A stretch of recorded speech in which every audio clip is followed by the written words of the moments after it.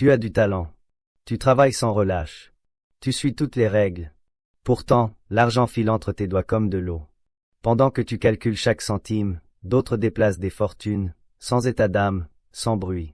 Pourquoi? Pas parce qu'ils ont plus de chance ou d'intelligence, mais parce qu'ils jouent selon des règles que tu refuses de voir, car elles te mettent mal à l'aise. Dans cette vidéo, on ne va pas parler de conseils classiques ou de motivation. On va parler de vérité. Des vérités qui dérangent, qui bousculent, parfois brutales. Aïe en commentaire si tu es prêt à regarder en face ce que tu as toujours évité de comprendre. Abonne-toi, like, et reste jusqu'au bout, car ce que tu vas découvrir à la fin, tu ne l'oublieras pas. On t'a présenté Machiavel comme un maître de la manipulation, un stratège sans scrupules. Mais on ne t'a pas dit qu'il était aussi un observateur impitoyable de la nature humaine, un penseur qui voyait l'argent non comme un moyen, mais comme une arme.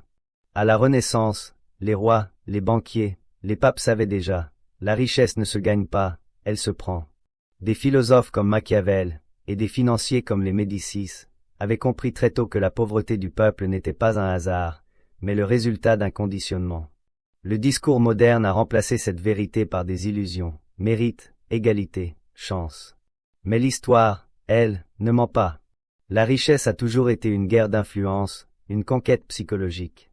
Ce savoir a été caché, car il libère. Et ce qui libère dérange. Voilà pourquoi on t'a appris à te contenter de peu, pendant que d'autres accumulent sans remords. Tu crois que ta situation financière dépend de ton travail ou de tes compétences. C'est une illusion. Ce qui te maintient dans la pauvreté est invisible, ancré dans ta façon de penser, d'obéir, de renoncer sans même t'en rendre compte. Voici 7 principes que Machiavel aurait utilisés pour t'empêcher de devenir libre, financièrement et intérieurement. Le premier principe, l'argent obéit à ceux qui le méprisent. Pas par haine, mais par détachement. Plus tu es émotionnellement attaché à l'argent, plus il t'échappe. Observe ceux qui accumulent des fortunes, ils ne le désirent pas, ils le manient. Ils n'en parlent pas avec passion, mais avec froideur. Ils ne le poursuivent pas, ils le font venir à eux. Toi, tu as été conditionné à croire que l'argent est rare, précieux, sacré. Alors tu l'idolâtres. Tu paniques quand tu en perds, tu exultes quand tu en gagnes. Tu définis ta valeur par ce que tu possèdes. Machiavel l'aurait vu tout de suite. Tant que tu es émotionnellement lié à une chose, tu ne peux pas la contrôler. L'argent n'est pas un ami, c'est un levier. Ce n'est pas un but, c'est un outil. Et ce n'est jamais un maître, sauf pour ceux qui vivent dans le manque. Pour te libérer, commence par le mépriser, non avec arrogance, mais avec indifférence. Vois-le pour ce qu'il est vraiment, une matière fluide, obéissante, qui va toujours vers celui qui sait s'en servir sans l'aimer. Les riches ne se prosternent pas devant l'argent, ils le mettent à genoux. Ce renversement mental est la première clé. Arrête de penser comme une victime qui espère. Commence à penser comme un stratège qui décide. L'argent n'obéit pas à la peur, il obéit au pouvoir. Et ce pouvoir, tu ne peux l'avoir qu'en te détachant. Le jour où tu n'auras plus besoin de l'argent pour te sentir exister, ce sera le jour où tu commenceras à en recevoir sans jamais supplier. Le deuxième principe, la pauvreté est un conditionnement, pas une réalité. Tu n'es pas né pauvre. On t'a appris à penser comme quelqu'un qui doit le rester. Depuis l'enfance, on t'a gravé dans l'esprit que l'argent est difficile, dangereux, sale, réservé à d'autres. On t'a répété que la richesse rime avec égoïsme, mépris, inhumanité. Et pour survivre à ce rejet, tu as appris à justifier ta pauvreté comme une vertu. Tu t'es convaincu que tu étais libre parce que tu ne possèdes rien, pur parce que tu ne gagnes pas assez. Mais tout cela est une prison mentale. Machiavel savait que les peuples ne se révoltent jamais tant qu'ils croient que leur misère est juste. Alors on t'a appris à obéir, à espérer, à patienter. Ce n'est pas ton compte en banque qui te bloque, c'est ton programme intérieur. Et tant que tu ne l'identifies pas, tu continueras à saboter inconsciemment toute tentative d'élévation. La pauvreté ne réside pas dans l'absence de biens, mais dans la présence d'un schéma de peur, de limitation, de sacrifice inutile. Si tu veux en sortir, tu dois devenir ton propre saboteur. Traque chaque pensée qui te maintient dans l'idée que tu n'as pas le droit, pas la place, pas le pouvoir de posséder. Tu n'as pas besoin de devenir quelqu'un d'autre. Tu dois simplement désapprendre ce qu'on t'a forcé à croire. Le conditionnement est profond, mais pas irréversible. Et la liberté ne commence pas avec l'argent, mais par une guerre silencieuse contre la voix en toi qui te murmure « Reste à ta place ». Le troisième principe, La morale t'a été imposée pour te garder pauvre. Regarde autour de toi. Ceux qui possèdent le plus ne suivent pas les règles qu'ils imposent aux autres. Ils parlent d'éthique, de justice, de transparence. Mais dans l'ombre, ils contournent, négocient, dominent. Toi, on t'a appris à obéir aveuglément à une morale rigide. Ne pas voler, ne pas tromper, ne pas mentir. Mais qui a écrit ces règles? Et dans quel but? Machiavel ne t'invite pas à devenir un monstre. Il t'invite à voir la réalité. La morale est une arme politique utilisée pour endormir ceux qu'on veut contrôler. Tant que tu respectes les règles dans un monde qui les viole, tu restes perdant. Le vrai pouvoir ne consiste pas à renoncer à toute éthique, mais à adapter ton éthique à tes objectifs. Savoir quand parler et quand se taire, quand pardonner et quand frapper. Le pauvre croit que sa bonté lui attirera des opportunités. Mais le monde ne récompense pas la bonté, il récompense la stratégie. Et parfois, la bonté est une stratégie, mais si tu l'utilises toujours, tu deviens prévisible. Et ce qui est prévisible est contrôlable. Le secret, c'est de maîtriser la morale comme un outil, pas comme une cage. Ne fais pas le bien pour être aimé. Fais-le quand cela renforce ton plan. Sinon, choisis le silence, l'ombre, la subtilité. La morale que tu crois noble est peut-être ce qui te détruit lentement. Réveille-toi et demande-toi, suis-je bon, ou suis-je dressé à ne jamais déranger le système? Le quatrième principe, l'éducation t'a préparé à obéir, pas à créer. Tu crois qu'avoir été à l'école, avoir des diplômes, te prépare à réussir. Mais l'école ne t'a jamais appris à construire ta richesse. Elle t'a appris à t'adapter, à répondre aux attentes, à ne pas poser trop de questions. On t'a formé pour être un employé modèle, pas un créateur de système. Pendant que tu recopiais des leçons, certains apprenaient à créer des flux, à gérer le capital, à détourner les règles. L'éducation t'a peut-être rendu savant, mais elle t'a aussi rendu docile. Tu n'as pas appris à penser, tu as appris à répéter. Et tu crois que ton intelligence te sauvera. Mais ce n'est pas l'intelligence qui fait la différence, c'est la capacité à désobéir, à te déprogrammer. Machiavel le savait, le savoir officiel est un outil de domestication. Si tu veux créer ta liberté financière, tu dois désapprendre. Remets en question tout ce que tu tiens pour acquis, la valeur du diplôme, la sécurité du CDI, l'illusion du mérite. La richesse ne se trouve pas dans les règles que tu connais, mais dans celles que tu es prêt à briser. Cesse de penser comme un élève. Pense comme un stratège. Ne cherche plus à bien faire. Cherche à comprendre ce qui fonctionne vraiment. L'école t'a appris à attendre ta place. La vie, elle, attend que tu la prennes. Et cette prise commence par une rupture avec ce qu'on t'a présenté comme normal. Car tant que tu respectes le format, tu es remplaçable. Mais si tu crées ta propre forme, tu deviens inimitable. Le cinquième principe, les riches achètent le temps, les pauvres le vendent. La vraie monnaie n'est pas l'euro, le dollar ou la crypto. C'est le temps. Chaque jour, tu en disposes de 24 heures, et ce que tu en fais détermine ton avenir. Les pauvres échangent leur temps contre un salaire fixe. Ils travaillent, puis attendent le prochain versement. Les riches, eux, achètent le temps des autres. Ils investissent, délèguent, automatisent. Ils ne vendent pas leur présence, ils vendent des résultats. Machiavel l'aurait exprimé ainsi. Celui qui vend son temps est un esclave qui s'ignore. Tant que tu n'utilises pas ton temps pour construire quelque chose qui te dépasse, tu restes dans une cage dorée. Tu crois être libre, mais tu échanges ta vie contre de l'argent. Et ce contrat est le plus coûteux qui soit. Les puissants savent cela. Ils ne se vendent pas. Ils construisent des structures qui vendent à leur place. Si tu veux sortir du cycle, commence par valoriser ton temps comme une ressource divine. Cesse de le gaspiller pour des causes qui ne t'enrichissent pas, pour des gens qui te remplaceraient en un instant. Utilise-le pour apprendre à créer, à multiplier, à transmettre. Sois intelligent avec ton énergie. Ne sois pas fier de travailler dur. Sois fier de travailler juste. Écris en commentaire, je ne veux plus vendre mon temps. Je veux l'utiliser comme une arme. Car c'est exactement ce qu'il est. Une arme. Soit tu t'en sers pour bâtir, soit tu la laisses te vider. Les riches ont compris cette vérité. Tu peux toujours regagner de l'argent, mais jamais une heure perdue. Le sixième principe, le silence vaut plus que tes plaintes. Tu crois peut-être que te plaindre montre ta sincérité, ton authenticité. Mais dans un monde dirigé par des maîtres du pouvoir, parler de ta souffrance te rend vulnérable. Chaque mot que tu dis est une donnée. Chaque faiblesse exprimée devient une ouverture. Les puissants n'expliquent pas leur douleur, ils la transforment en décision. Machiavel savait que le silence crée le mystère, et le mystère attire le respect ou la peur. Toi, tu veux qu'on t'écoute. Eux, ils veulent qu'on les redoute. Tant que tu cherches l'empathie, tu oublies que le pouvoir ne repose pas sur la compassion, mais sur la rareté. Et la parole, quand elle est trop accessible, perd sa force. Tu racontes tes échecs, tes blessures, tes rêves brisés. Mais plus tu partages, moins tu deviens impressionnant. Ceux qui dirigent parlent peu, et quand ils parlent, chaque mot est pesé. Sois celui qu'on ne peut pas lire facilement, celui dont le silence dérange. Arrête de chercher la consolation. Cherche la maîtrise.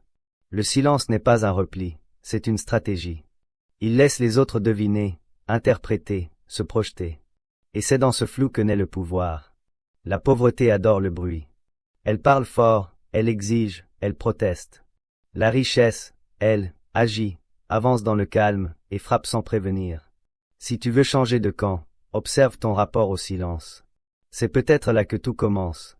Car le silence, quand il est stratégique, vaut 1000 cris impuissants. Le 7e principe, l'argent ne va jamais vers ceux qui en ont besoin, mais vers ceux qui prennent. Tu peux pleurer, prier, espérer, supplier. L'argent n'écoute pas ta détresse. Il obéit à l'audace. Il va vers ceux qui n'ont pas peur de le manipuler, de le convoiter, de l'exiger. Le monde ne récompense pas les plus gentils, ni les plus méritants. Il récompense ceux qui osent imposer leur volonté. Tu crois que ton besoin suffira. Mais le besoin est une odeur. Une odeur qui attire la pitié ou le mépris. Machiavel savait que la prise est une force. Prendre, ce n'est pas voler. C'est s'autoriser à recevoir sans permission. Tant que tu attends qu'on te valide, qu'on t'offre, qu'on te choisisse, tu restes en bas. L'argent est une énergie fluide. Il va vers ceux qui créent des systèmes, vers ceux qui osent se rendre visibles sans s'excuser. Si tu veux sortir du manque, cesse d'espérer qu'on te remarque. Oblige le monde à te voir. Crée une offre, une présence, une puissance qui force la transaction. Prendre, ce n'est pas écraser. C'est cesser de se cacher. C'est affirmer que tu es prêt à occuper l'espace. Le riche ne justifie pas sa richesse. Il l'assume, il la revendique, il construit autour d'elle une aura, une discipline, une logique. Et l'argent vient, non pas parce qu'il est gentil, mais parce qu'il a compris. Celui qui prend sans trembler reçoit plus que celui qui demande humblement. Maintenant, regarde-toi. Demande-toi, est-ce que j'attends, ou est-ce que je prends? Car c'est peut-être là la vraie frontière. Maintenant que tu connais ces principes, il est temps de plonger dans ce que personne ne dit. L'argent ne circule pas seulement entre les mains, il traverse les esprits, les conflits, les illusions. Ce qui te garde pauvre ne se voit pas sur tes comptes, mais dans les zones les plus obscures de ton mental. Prépare-toi à les affronter. La première vérité, tu veux de l'argent, mais tu n'es pas prêt à changer pour l'accueillir. Tu veux que ta situation évolue, mais tu refuses de te transformer. Tu veux des résultats différents sans remettre en question ton identité, tes croyances, tes mécanismes. L'argent ne vient pas à ceux qui le souhaitent. Il vient à ceux qui se rendent capables de le recevoir. Tant que tu restes accroché à ton ancienne version, tu repousses ce que tu dis désirer. Tu veux l'abondance, mais tu conserves tes habitudes de manque. Tu veux la puissance, mais tu crains le rejet. Tu veux l'autonomie, mais tu as peur de déplaire. Machiavel aurait dit, celui qui ne détruit pas sa première forme n'accédera jamais à la suivante. Tu crois que changer, c'est trahir qui tu es. Mais parfois, c'est la seule façon de naître vraiment. La vérité, c'est que l'argent, la liberté, l'élévation ne sont pas des récompenses. Ce sont des conséquences. Tu dois d'abord incarner celui qui mérite la richesse, pas seulement le souhaiter.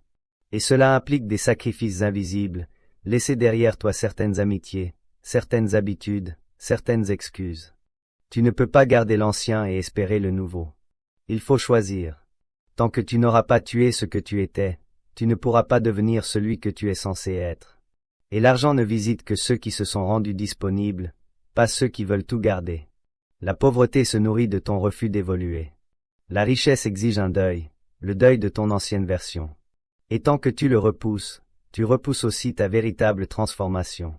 La deuxième vérité, tu rejettes ceux qui ont de l'argent.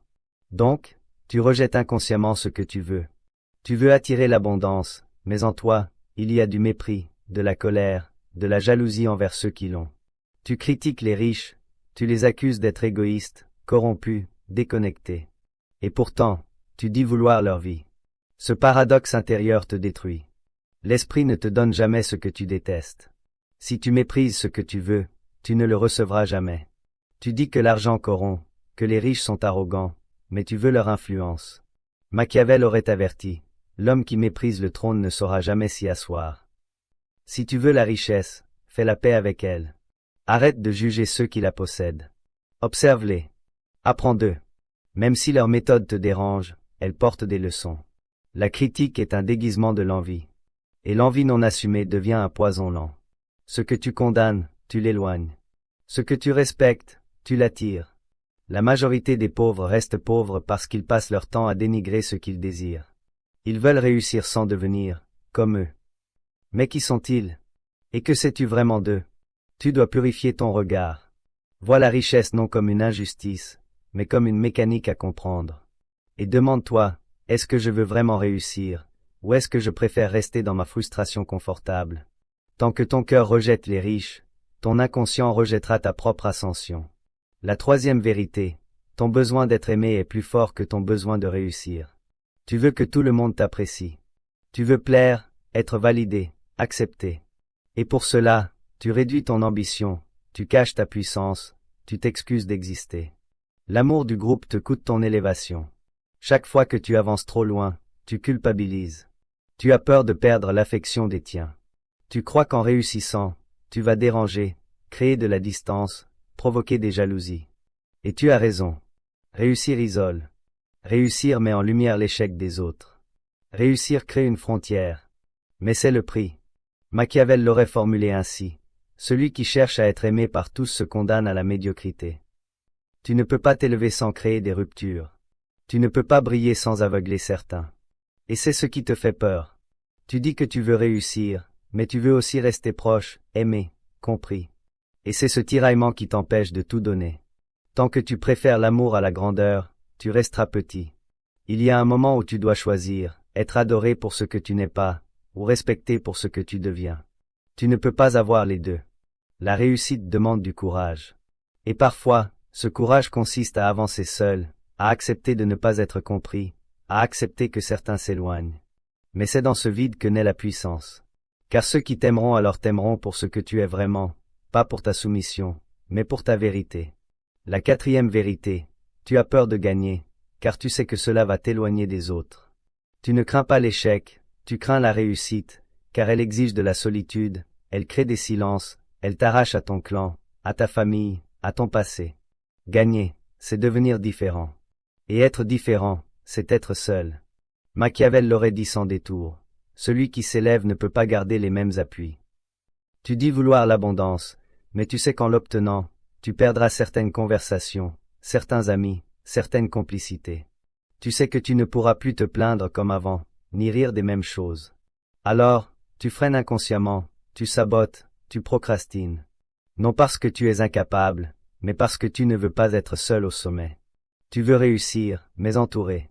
Or, la vérité, c'est que l'ascension est un couloir étroit. Peu peuvent le suivre, et ceux qui s'y engagent doivent parfois renoncer à l'amour facile pour accéder à la maîtrise. Tu as peur que les gens disent, tu as changé. Et c'est vrai, tu vas changer. Tu dois changer. Si tu ne changes pas, tu ne grandis pas. Et si tu ne grandis pas, tu restes prisonnier d'un cercle confortable, mais étouffant. Alors, pose-toi la vraie question, es-tu prêt à être seul un temps pour ne plus jamais dépendre de personne? Ou préfères-tu être entouré pour toujours, mais dépendant à jamais? L'argent te met face à cette vérité. La réussite exige une forme de séparation. Et cette séparation est le passage obligé vers ton autorité. La cinquième vérité, tu attends la permission pour réussir. Tu ne passes à l'action que lorsque quelqu'un t'encourage, te valide, t'applaudit. Tu restes en pause tant qu'un regard extérieur ne t'a pas autorisé à bouger. C'est comme si tu avais besoin qu'on te dise, tu as le droit, tu es prêt, tu mérites. Mais ce regard, il ne viendra jamais, car personne ne sait ce que tu portes en toi. Et surtout, car la société ne valide que ce qui l'arrange. Tant que tu attends, tu t'éteins. Machiavel aurait été direct, celui qui demande à régner n'est pas digne du trône. Le pouvoir ne s'offre pas, il se prend. La réussite ne se demande pas, elle s'impose. Tu dois être capable de dire, j'avance même si personne ne comprend. J'ose même si personne n'applaudit. Je construis même dans le silence. Ce que tu attends des autres, donne-le toi. Donne-toi la permission de créer, de dominer, d'exister pleinement. Car chaque jour où tu t'autocensures, tu nourris l'ombre qui veut te garder petit. Tu as été élevé dans un système où il fallait lever la main pour parler, attendre son tour, rester poli, ne pas faire de vagues. Mais l'argent ne récompense pas la politesse, il récompense l'audace. Tu veux être libre? Alors, cesse de demander. Prends, agis, deviens ta propre autorité. Ne cherche plus la légitimité dans les yeux des autres. Crée ta légitimité par tes actes. Écris en commentaire, je ne demanderai plus la permission d'exister. Je vais créer ma propre autorité. Parce que c'est ce que tu es censé faire. Pas suivre, mais incarner. Pas obéir, mais initier. Le monde appartient à ceux qui cessent d'attendre. La 6e vérité, tu as associé souffrance et valeur. Tu crois que plus tu souffres, plus tu mérites, que la galère est une preuve de sincérité, que les cicatrices te rendent légitime. On t'a appris à glorifier la douleur, à croire que le vrai mérite vient dans la sueur, les larmes, l'attention. Et tu vis selon ce mythe. Tu travailles dur, tu te sacrifies, tu te plains, tu te tiens droit dans la tempête. Et pourtant, rien ne change. Parce que tu as oublié une chose essentielle. Souffrir n'est pas une stratégie, c'est un piège. Machiavel aurait dit, la douleur est parfois utile, mais elle ne doit jamais être une identité. Tant que tu crois que ta souffrance te rend supérieur, tu refuseras inconsciemment la facilité, la fluidité, les raccourcis. Tu saboteras les opportunités simples.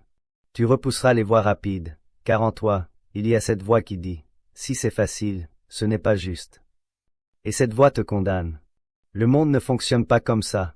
L'argent va à ceux qui prennent, pas à ceux qui méritent. La vie récompense la clarté, pas l'épuisement. Tu dois désapprendre cette religion du sacrifice. Tu n'as pas besoin de pleurer pour avancer. Tu n'as pas besoin d'en baver pour mériter. Tu as juste besoin d'aligner ta vision avec tes actions, et de cesser de glorifier la douleur comme si elle était sacrée. Elle ne l'est pas. Elle est souvent inutile, et parfois, elle est volontairement entretenue par ton ego pour que tu continues à croire que tu es noble dans ta misère. Mais la noblesse n'est pas dans la souffrance, elle est dans la souveraineté. Et cela commence le jour où tu choisis la puissance plutôt que l'épreuve. La 7e vérité, tu préfères rêver d'argent que le produire. Tu passes des heures à imaginer ce que tu ferais si tu étais riche. Tu visualises, tu planifies, tu te perds dans les idées. Mais quand vient le moment d'agir, tu recules, tu repousses, tu trouves des excuses. Tu préfères le confort des fantasmes à la brutalité de l'exécution. Car agir t'exposerait à la réalité. Et cette réalité te montre ton retard, ton incompétence, ton manque de constance. Machiavel aurait tranché. Le rêveur est un roi dans sa tête, un esclave dans le monde. Tant que tu vis dans tes projets, tu n'avances pas. Tu stagnes. Tu crois que ton potentiel suffit? Tu crois que le fait d'avoir des idées puissantes te distingue? Mais le monde ne paie pas les idées. Il paie ceux qui les incarnent. Tu veux recevoir sans te mouiller. Tu veux gagner sans t'exposer. Et c'est ça, ton drame. Tu vis dans l'illusion d'un futur brillant que tu n'alimentes jamais par des actes concrets.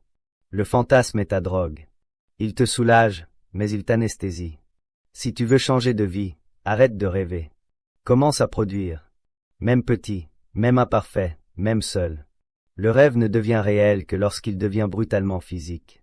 Écris, vends, propose, teste, ose.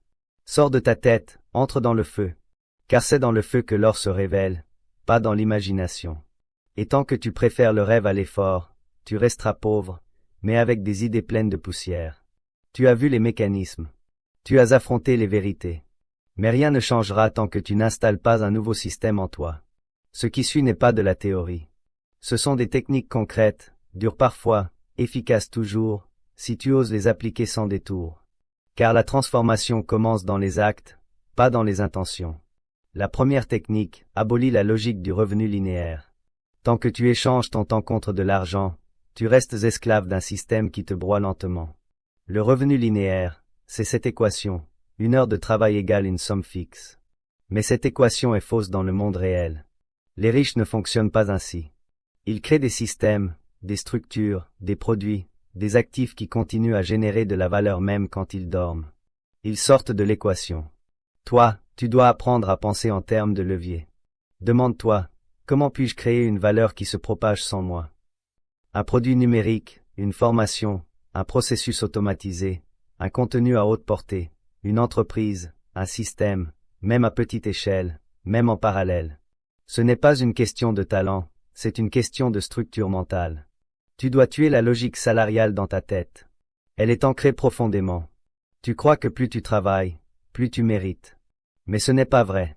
Certains travaillent 1000 fois plus que les riches et restent pauvres. Parce que ce n'est pas l'effort qui paie. C'est le placement stratégique de cet effort. Tu dois penser comme un bâtisseur, pas comme un ouvrier.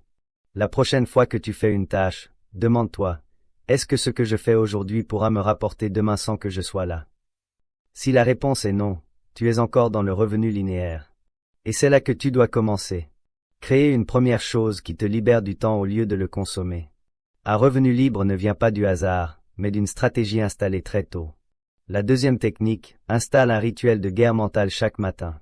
Tu ne peux pas espérer réussir si ta première pensée au réveil est une plainte. Chaque jour est un champ de bataille, et celui qui n'arrive pas à s'armer perd avant même d'avoir commencé. Le monde ne t'attend pas. Il va t'imposer ses récits, ses urgences, ses peurs. Si tu ne définis pas ton état intérieur dès le départ, tu subis. Ce rituel, c'est ton moment de recalibrage. Il peut durer 10 minutes ou 1 heure, mais il doit être sacré. Tu dois t'arracher du lit comme un général. Tu commences par le silence. Pas de téléphone, pas de réseau. Tu écoutes ta respiration, tu rentres en toi. Puis tu parles, tu te déclares vivant, prêt, souverain. Tu affirmes ce que tu veux dominer aujourd'hui. Tu écris tes objectifs, pas comme des souhaits, mais comme des ordres. Tu visualises les tensions, les obstacles, les tentations, et tu prépares ta posture. Ce rituel, c'est ta forge. Sans lui, tu redeviens un esclave émotionnel. Tu agis au hasard. Tu réagis au lieu de décider. Machiavel aurait dit, l'homme qui ne gouverne pas son matin est déjà vaincu. Tu dois te lever comme un conquérant, pas comme un mendiant. Même si tu n'as rien, même si tout semble flou. Le rituel ne dépend pas de ta réussite. Il précède ta réussite. Il la provoque. Il te reconnecte à ton autorité. Et plus tu le pratiques, plus tu deviens un être intérieurement organisé. Car la richesse extérieure n'est que le reflet de l'ordre intérieur. Et cet ordre commence là, dans le silence du matin, quand tu choisis de ne plus être spectateur, mais stratège. La troisième technique, crée un actif mental. On t'a appris à investir dans des objets, dans des choses visibles. Mais l'actif le plus puissant, c'est celui que tu portes dans ta tête, une compétence rare, une autorité dans un domaine, une capacité à générer de la valeur, à résoudre un problème, à guider un mouvement. Ce n'est pas visible, ce n'est pas instantané, mais c'est ce qui te rend irremplaçable. La majorité se contente d'apprendre juste assez pour être employable. Toi, tu dois apprendre au point de devenir incontournable. Choisis un domaine, même modeste, puis décide d'y être une référence. Étudie, pratique, enseigne, produis. Ne reste pas au stade du savoir. Transforme-le en structure. Ton actif mental, c'est cette force silencieuse qui fait que, même sans diplôme, tu domines ceux qui en ont. Machiavel n'avait pas de fortune, mais il avait un esprit qui valait des royaumes, et personne ne pouvait le lui retirer. L'argent peut se perdre, le réseau peut se dissoudre, mais un actif mental te rend invincible. Tu dois penser comme un joueur d'échecs. Quel savoir puis-je maîtriser au point qu'il travaille pour moi, même en mon absence? Quelle expertise puis-je incarner pour que les autres me cherchent?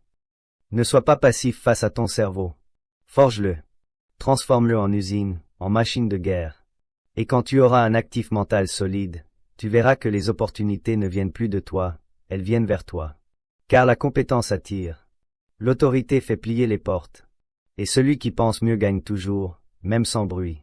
La quatrième technique, coupe l'accès à ceux qui détestent ton ambition. Tu ne peux pas t'élever dans un environnement qui rejette l'idée même d'élévation. Tu veux changer de niveau, mais tu continues de te nourrir de conversations qui te gardent au sol. Chaque phrase, chaque regard, chaque sous-entendu te renvoie à ta place d'avant. Et tant que tu les écoutes, tu ne pourras pas grandir. L'entourage est une programmation déguisée. Tu veux parler d'investissement, il te parle d'économie. Tu veux penser en millions, il te rappelle la crise. Tu veux créer, ils te disent d'être réaliste. Ce ne sont pas toujours des ennemis. Ce sont parfois tes proches. Mais leur influence est subtile, toxique, constante.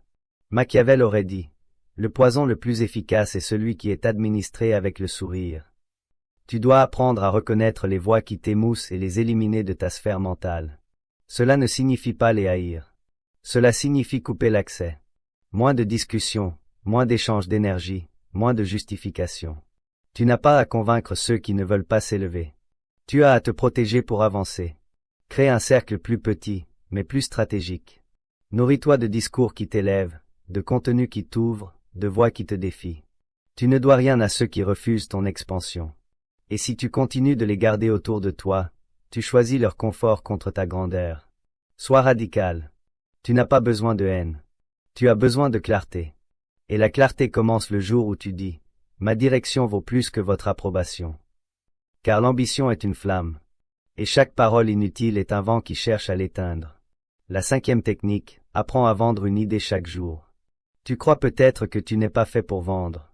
Mais vendre ne veut pas dire manipuler. Vendre, c'est proposer une transformation, c'est exprimer une vision, c'est rendre visible ce que tu portes en toi. Et si tu ne sais pas vendre, tu restes invisible. Le monde appartient à ceux qui savent faire circuler leurs idées. Pas ceux qui ont les meilleures pensées, mais ceux qui savent les incarner.